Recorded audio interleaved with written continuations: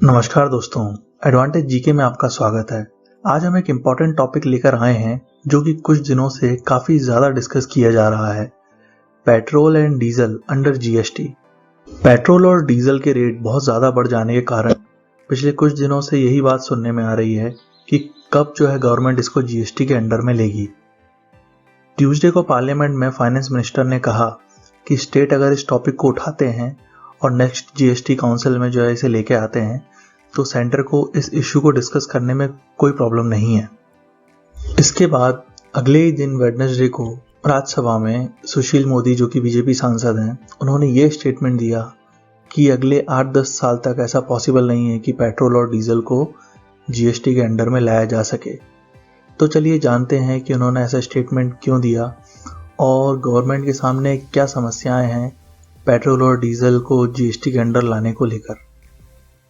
सुशील मोदी ने जो वजह बताई पेट्रोल और डीजल को जीएसटी रिजीम में ना लाने की अगले 8-10 साल तक, वो ये बताई कि सेंटर और स्टेट दोनों को जो एनुअल रेवेन्यू लॉस होगा वो होगा 2 लाख करोड़ का। और उन्होंने ये बताया कि अगर पेट्रोलियम प्रोडक्ट को अगर हम लेके भी आते हैं जीएसटी के अंदर तो उसे ज़्यादा से ज़्यादा जो हाईएस्ट टैक्स स्लैब मिलेगा वो मिलेगा मैक्सिमम टैक्स स्लैब जो है जीएसटी का 28% का। इससे ऊपर कोई टैक्स स्लैब नहीं है जीएसटी रिजीम में, तो उसे इसी में ही रखना पड़ेगा। तो फिर उन्होंने ये बताया है कि जो टैक्स जो अभी कलेक्ट करते हैं स्टेट और सेंटर कलेक्टिवली वो है कुछ लगभग 5 लाख करोड़ तक का पेट्रोलियम प्रोडक्ट्स पे। तो अगर वो 28% जीएसटी के उसमें अगर कलेक्ट करेंगे, अगर वो जीएसटी के अंदर आ जाते हैं पेट्रोलियम प्रोडक्ट, तो वो जो टैक्स कलेक्शन होगा वो होगा 14 रुपीज पर लीटर पे अगेंस्ट 60 जो कि अभी एट प्रेजेंट है। फिर उन्होंने एग्जांपल देके बोला कि अगर पेट्रोल और डीजल का रेट अगर 100 पर लीटर होता है तो उसमें से जो 60 रुपीज 60 वो टैक्स कंपोनेंट होता है। और इसमें जो डिवीजन होता है सेंटर और स्टेट का वो होता है 35 सेंटर का और 25 स्टेट का।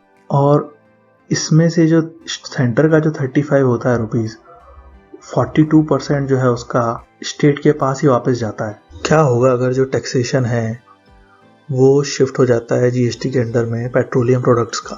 तो इससे रिलेटेड अभी लेटेस्ट में एक रिपोर्ट एसबीआई की जो इको रैप रिपोर्ट होती है उसमें इसके बारे में बताया गया कि जो एक्साइज ड्यूटी कलेक्शन है सेंटर का, उसमें जो पेट्रोल प्रोडक्ट्स का जो कंट्रीब्यूशन है वो 85 to 90% तक है ये नए जीएसटी रिजीम आने के बाद। तो इस रिपोर्ट में इन्होंने एस्टिमेट लगाया कि जो पेट्रोल प्राइसेस हैं वो हो सकते हैं as low as 75 rupees a litre और डीजल वो हो सकता है 68 रुपीज़ अ लीटर अगर दोनों के दोनों जीएसटी रिजीम के अंदर में लाए जाएं। तो ये एस्टिमेट उन्होंने निकाला था अज्यूमिंग की जो सेस है वो पेट्रोल पे 30 होगा ₹30 और डीजल पे ₹20 होगा और जो जीएसटी का रेट 28% होगा और ये इक्वली डिवाइड होगा सेंटर और स्टेट में।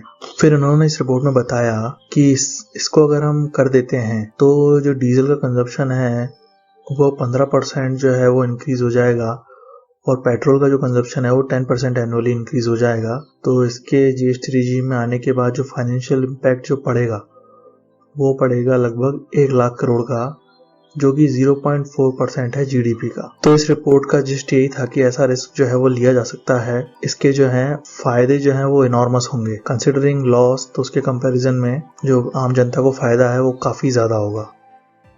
इन दोनों इमेज देख के आप अंदाजा लगा सकते हैं कि विदाउट जीएसटी और विद जीएसटी कितना ज्यादा रेट में फर्क हो जाता है।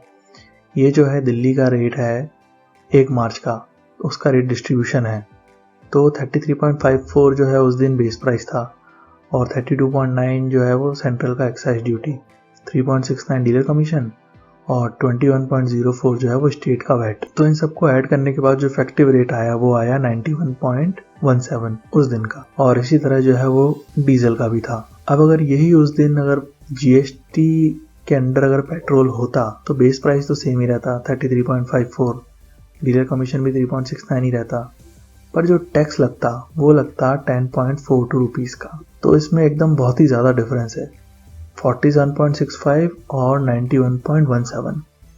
पीछे जो हमने डिस्कस किया 78 रुपीज़ वो था कि अगर इस पे हम अगर 30 रुपीज़ सेस भी लगा दें तब भी जाके वो इतना बनेगा। तब भी वो है 91.17 नहीं बनेगा।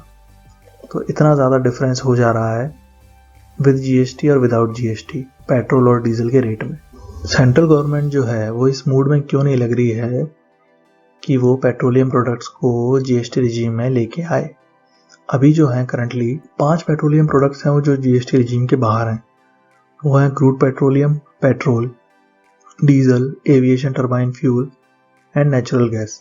तो सेंट्रल के सामने जो मेजर हर्डल हैं पेट्रोलियम प्रोडक्ट्स को जीएसटी के अंडर लाने के लिए वो कुछ इस तरह हैं कि पहली जो प्रॉब्लम है वो यही है कि सारे स्टेट्स को ऑन बोर्ड कैसे लेके आएंगे वो जीएसटी काउंसिल में कि वो एग्री कर जाएं इस चीज़ के लिए, क्योंकि ये जो उनका वैट होता है पेट्रोलियम प्रोडक्ट्स पे वो बहुत ज़्यादा उनके रेवेन्यू में कंट्रीब्यूट करता है, काफ़ी बड़ा पार्ट होता है वो उनके रेवेन्यू का।